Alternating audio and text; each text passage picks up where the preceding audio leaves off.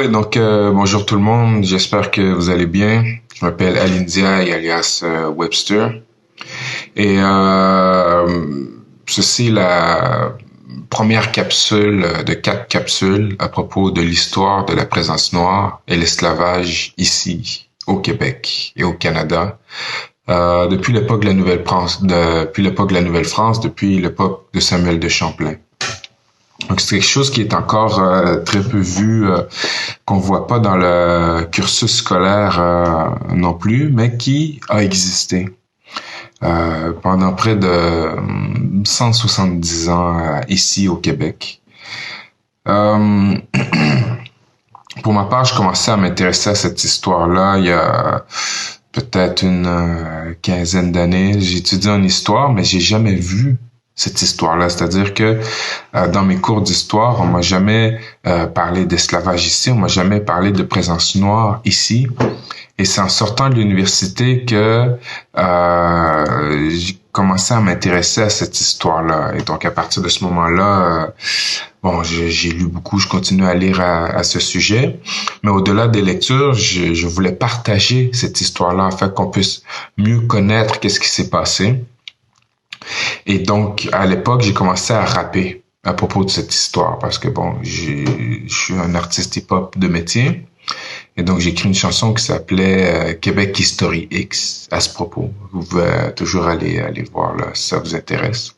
C'est sur YouTube, etc. Mais c'était pas assez pour pouvoir mieux faire connaître cette histoire-là.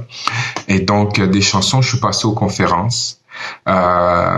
Mes conférences, dont vous allez voir des parties aujourd'hui, sont devenues des visites guidées de la ville de Québec. Donc, on part pendant 2 heures d'endroit en endroit dans le Vieux-Québec pour pouvoir parler de l'histoire de la présence noire et l'esclavage ici.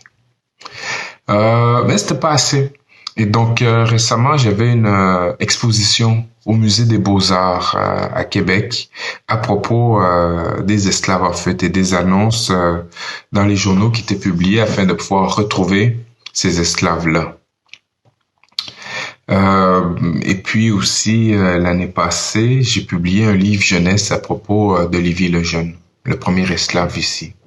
Donc, toujours des moyens de mieux faire connaître cette histoire-là. Avant de commencer, par rapport peut-être aux personnages ou aux gens qui étaient ici, des personnes afrodescendantes, africaines qui ont habité ici, il faut un peu parler de la nature de l'esclavage ici. Parce que l'esclavage ici, au Québec, puis au Canada, n'était pas un esclavage de nature économique, comme on a pu voir, admettons, dans le sud des États-Unis, dans les plantations, Haïti, Guadeloupe, Martinique, Brésil. Donc, c'est pas un esclavage de plantation.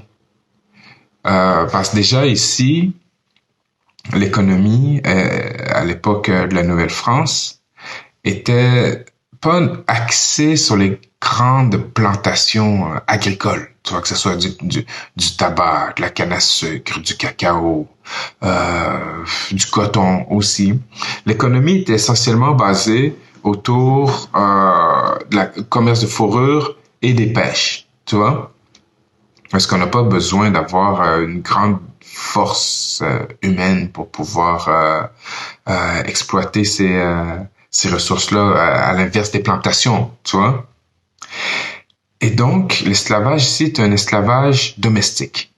Ce sont des gens qui sont dans les maisons, qui servent les repas, qui font les tâches ménagères, qui peuvent être envoyés pour cultiver les champs aussi, donc couper du bois, n'importe quoi en fait, tu vois, que les gens veulent le tir de faire, aller au marché, s'occuper des enfants, tu vois. Et la raison pour laquelle, en fait, ici, c'est pas un esclavage économique, eh bien, c'est le climat. Il fait pas assez chaud pour avoir des plantations de coton. Il fait pas assez chaud pour avoir de la canne à sucre, du cacao, du café, de l'indigo, qui sait avec quoi on fait la couleur bleue. Tu vois? Donc, toutes les autres colonies françaises dans les Amériques étaient des colonies avec de l'esclavage économique, parce que c'était plus bas. Ici, de par le climat, eh bien, l'esclavage était un esclavage domestique. L'historien Marcel Trudel, en 1960, est le premier à l'époque de notre époque à se pencher sur cette question-là. Et lui, il va répertorier 4185 esclaves de répertoriés. Il va répertorier 4185 esclaves dans notre histoire. Tu vois? Et le terme important ici, c'est répertorié. C'est-à-dire que ce sont les noms qui ont pu être trouvés. 4185. Sur ce nombre-là, les 2 tiers étaient des autochtones et le tiers était noir. Donc, on parle de 2683 esclaves autochtones, 1443 esclaves noirs et 59 personnes dont on ne connaît pas l'origine ou l'ethnicité. Les esclaves autochtones ne venaient pas des régions avoisinantes, ils n'étaient pas pris dans la région du Saint-Laurent, etc. Les esclaves autochtones venaient principalement de ce qui est la région des Grands Lacs, tu vois, et où est-ce qu'on descend le Midwest américain aujourd'hui, c'est-à-dire le Midwest qui sont les États, mettons Missouri, Illinois, Michigan, Kansas, tu vois, dans ces coins-là qui à l'époque appartenaient à la Nouvelle-France, tu vois. Et ces esclaves autochtones fin 1600, début 1700, étaient achetés souvent ou capturés chez une nation qu'on appelait les Pawnees. Et avec le temps, le terme Pawnee est devenu un terme générique pour désigner les esclaves autochtones. On les appelait les Panis. Un Pani ou une Panis ou Panise. Quelle que soit la nationalité de l'esclave autochtone, parce qu'il y avait des esclaves Sioux ici, il y avait des esclaves Apaches, il y a des esclaves Inuits, Ojibwe, mais dès qu'ils étaient un esclave autochtone, on les appelait les Panis. Et donc, ils étaient capturés durant les guerres entre nations autochtones. Ceux qui étaient faits prisonniers étaient renvoyés vers Détroit, Montréal et Québec. Les esclaves noirs, eux, venaient pas directement d'Afrique. Il y a eu des esclaves africains ici, mais ils passaient généralement soit par les Antilles ou encore par les 13 colonies, qui allaient devenir les États-Unis, tu vois, que ce soit Boston, New York, Philadelphie. Et donc, capturés en Afrique, ils sont amenés dans les Amériques à travers ce qu'on appelle le passage du milieu, hein, dans les bateaux négriers, où les gens sont mis sur des tablettes, enchaînés tout au long, tu vois, des conditions qui sont horribles, des conditions qui sont extrêmement difficiles. Et d'ailleurs, plusieurs personnes mouraient durant la traversée, environ une moyenne de 15%, je pense, à travers l'histoire. Et donc, ces gens sont amenés dans les Antilles ou dans les 13 colonies, sont vendus, et les gens qui veulent des esclaves noirs ici doivent les commander dans ces endroits. Donc, si tu connais quelqu'un, un marchand de Guadeloupe, tu peux lui écrire, puis tu dis, bon, ben écoute, envoie-moi 2 esclaves, etc. Ou tu connais quelqu'un qui s'en va à New York, mais tu dis, bon, ben ramène une esclave de New York, tu vois, et où les marchands se rendaient, prenaient des esclaves et les ramenaient. Donc, c'est comme ça que les esclaves noirs entraient ici sur le territoire de la Nouvelle-France. Par la suite, il y a une plus grande arrivée d'esclaves noirs avec les loyalistes. Les loyalistes étaient des gens qui, durant la Révolution américaine, sont restés loyaux envers la couronne britannique. Et donc, ils étaient dans les 13 colonies, ils sont remontés ici, que ce soit vers Montréal, vers Québec, vers la Nouvelle-Écosse, le Nouveau-Brunswick, vers ce qui allait devenir l'Ontario aussi. Et donc, eux amenaient leurs esclaves. C'est comme ça que les esclaves noirs vont rentrer sur le territoire, mais en plus grand nombre que sous le régime français, parce que sous le régime français, on compte quelques centaines environ qui vont entrer sur le territoire, peut-être autour de 300 esclaves. Là. Les premières personnes afrodescendantes ou africaines à venir ici au Canada viennent avant même l'époque de la fondation de Québec en 1608. Tu vois, en 1604, Samuel de Champlain fonde une première tentative de colonie sur ce qui s'appelait à l'époque l'île Sainte-Croix, qui est vers les provinces maritimes, vers Nouvelle-Écosse, etc., qui aujourd'hui s'appelle Dutchett Island. Et c'est une tentative de colonisation qui est très difficile. Et l'hiver est très difficile. Tu vois, c'est des gens qui sont pas habitués aux hivers canadiens. Et il y a une mauvaise alimentation et entre autres, certaines personnes meurent du scorbut. Et il y a un homme qui meurt du scorbut. Et voici ce que Marc Lescarbot écrit quelques années plus tard. Marc Lescarbot les accompagnait à ce moment-là. Il écrit « Le sieur de Poutrincourt fit ouvrir un nègre qui mourut de cette maladie en notre voyage, lequel avoit l'estomac tout ridé et comme ulcéré. » Un truc comme ça, tu vois, je paraphrase. Et donc, cet homme meurt du scorbut et on fait une autopsie. Et donc, la première mention d'une personne noire ici, elle va mourir ici. On ne sait pas c'est qui, on ne connaît pas son nom, on ne connaît pas son statut à bord de l'équipage de Champlain. Est-ce qu'il était libre, est-ce qu'il était esclave, on ne sait pas. Mais ce qu'on sait, c'est que il sera autopsié pour connaître la maladie par laquelle il est mort, tu vois. Et donc, mais cet homme n'était pas le seul noir ou africain ou afro-descendant à accompagner Champlain. Il y a un autre homme à propos duquel on a un peu plus d'informations. Puis encore là, pas beaucoup plus, mais un peu plus, s'appelait Mathieu d'Acosta. Mathieu d'Acosta était l'interprète de Samuel de Champlain. C'était quelqu'un qui a été engagé pour faire la traduction entre les Européens et les Premières Nations. Comme je vous dis, on connaît peu d'informations sur son sujet, mais on sait que en 1606, il est au large de Tadoussac, tu vois, sur le fleuve Saint-Laurent, un peu plus haut au Québec. Et il est sur un bateau français qui se fait arraisonner, qui se fait arrêter par un bateau hollandais, le Lion Blanc. Et le bateau hollandais, ils vont prendre les fourrures sur le bateau français, ils vont prendre des canons et ils vont prendre Mathieu d'Acosta, qui, soit dit en passant, parlait français, portugais, hollandais et très probablement Micmac, tu vois. Donc, il est amené à Amsterdam. Et le boss de Samuel de Champlain, qui s'appelait Pierre du Gardemont, va faire des pressions sur les Hollandais pour récupérer les fourrures, récupérer les canons et récupérer Mathieu d'Acosta. Ce qu'il va parvenir à faire l'année suivante. Et donc, on est rendu en 1608, la date de la fondation de la ville de Québec. Et Pierre du Gardemont veut absolument que Mathieu d'Acosta se joigne à Samuel de Champlain pour participer à la fondation de Québec. Mais Champlain est déjà parti.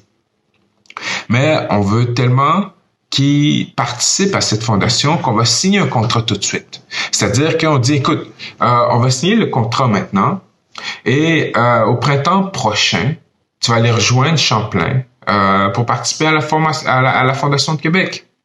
Et donc, on va même te payer pour. Donc, d'Acosta signe le contrat et on perd sa trace. On le retrouve l'année suivante en prison au Havre pour insolence. Et c'est tout ce qu'on a à propos de Mathieu d'Acosta. Donc, il reviendra pas ici, il participera pas à la fondation de Québec, mais on sait qu'il semblait être très estimé si Pierre Dugas-Demont voulait 1 an auparavant absolument signer le contrat et même le payer pour attendre, tu vois. Donc, il y a encore beaucoup de recherches à faire pour avoir le fin fond de cette histoire, de cette énigme Mathieu Dacosta. Et là, en fait, la question qu'on peut se poser aussi, c'est comment est-ce qu'il est devenu interprète de langues autochtones? On ne sait pas. Toutefois, l'hypothèse, c'est que il a peut-être accompagné les voyages de pêche qui venaient ici à l'époque. Parce que bon, à la fin des années 1500, début 1600, il y a beaucoup de gens qui venaient pêcher ici, tu vois. Et quand les gens venaient s'installer, comme entre autres, on a l'exemple des Basques hein, à Trois-Pistoles. Donc, il y a beaucoup de gens qui venaient et s'installaient pendant quelques mois, pêchaient la morue, pêchaient la baleine, etc. Et retournaient en Europe. Et donc, c'est possible que Dacosta ait accompagné ces voyages-là et ait appris les rudiments de langues autochtones. On ne sait pas. Donc, la personne anonyme qui accompagnait Champlain, qui est mort du scorbut, elle vient puis elle meurt. Dacosta vient et repart. Le premier Africain à vivre de manière permanente au Canada arrive en 1629 dans la ville de Québec. Donc, comme j'ai dit, la ville de Québec, fondée en 1608, 1629, les frères Kirk, qui sont des Britanniques, qui sont des corsaires, prennent la ville de Québec. Donc, une première prise britannique de la ville de Québec 21 ans après sa fondation. Et donc, l'élite de la colonie est renvoyée en Europe. Samuel de Champlain, lui, s'en va en Angleterre, essaie de récupérer la colonie. Et les Kirk administrent la colonie à ce moment-là. Et ils amènent avec eux un jeune esclave malgache. Malgache, donc, qui vient de Madagascar. Jeune parce qu'il a environ 10 ans. Et eux vont le vendre à un traître de la colonie qui s'appelait le bailli, pour le vendre 50 écus. En 1632, la colonie revient à la France, donc redevient la Nouvelle-France. Et donc les frères Kirk quittent. Le bailli, le traître, s'en va aussi parce que c'était quelqu'un qui collaborait avec les Anglais. Donc, on va pas attendre que les Français reviennent pour le juger ou lui régler son cas, là, tu vois. Et donc, le bailli quitte, mais avant de quitter, il va confier ce jeune homme à Guillaume Couillard. La famille Couillard va envoyer ce jeune homme chez les Jésuites, qui à l'époque ont une petite bicoque là, à la sortie de Québec, dans ce qui est maintenant le quartier Limoilou, tu vois. Et voici ce que le père jésuite Paul le Jeune va écrire en 1633. Il écrit « Je suis devenu régent en Canada. J'avoue l'autre jour au petit sauvage de côté et de l'autre au petit nègre ou mort à qui j'apprenais à connaître les lettres. Et je n'aurais point échangé ces deux étudiants pour le plus grand auditoire de France. » Et donc, ce jeune homme dont je parle est le premier esclave africain ici, mais au-delà de son statut d'esclave, le premier habitant africain, même si c'est forcé, du Canada, mais c'est aussi l'un de nos premiers étudiants.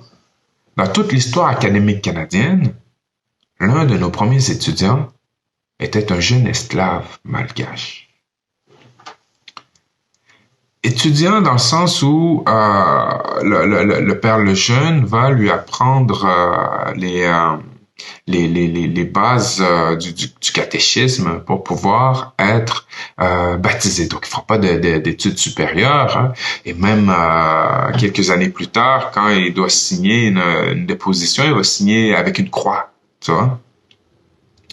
Mais à l'époque, peu de gens savaient écrire, même son propriétaire, Guillaume Couillard, lui, sa signature, c'était un petit bonhomme couché sur le dos. Tu vois?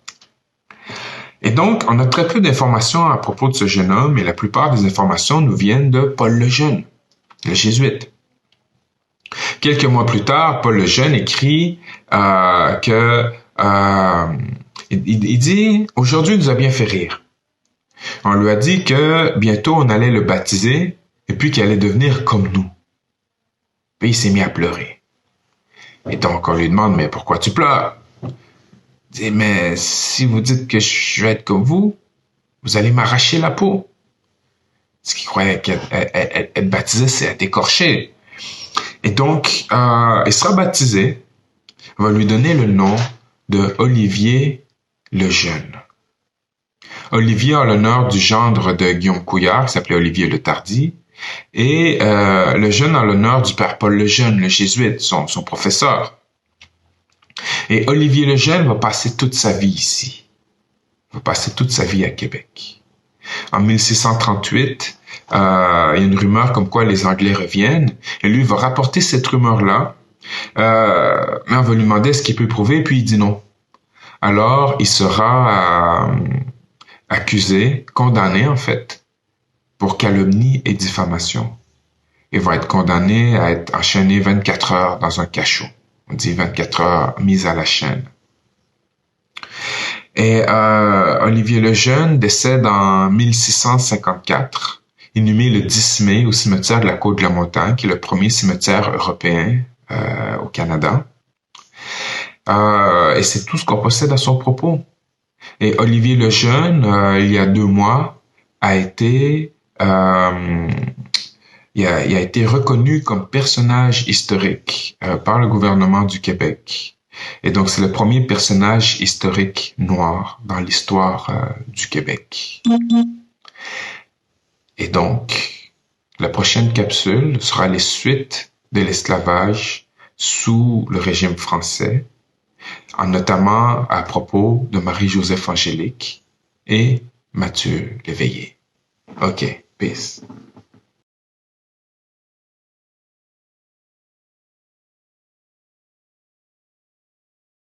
Hello tout le monde, pour suivre la programmation Facebook Live Confiné et Actif, branchez-vous les lundis 17h Sciences et Technologies, 18h30 l'heure du conte, le mercredi 17h Art et Culture, 18h30 nous avons rendez-vous avec l'histoire, vendredi 17h Activité physique, 18h30 Jeux et concours.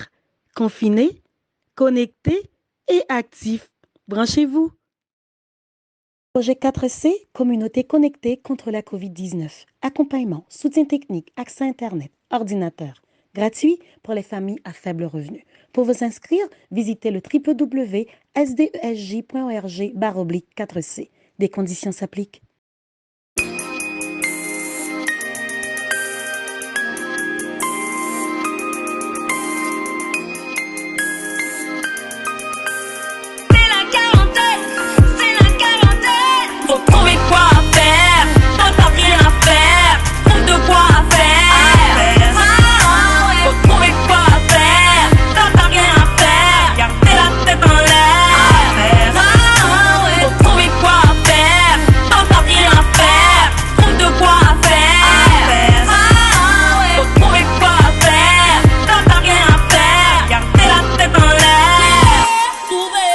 T'es même pas encore adulte, te v'là en quarantaine. À cause du Covid-19, tu vois ce que les cas entraînent.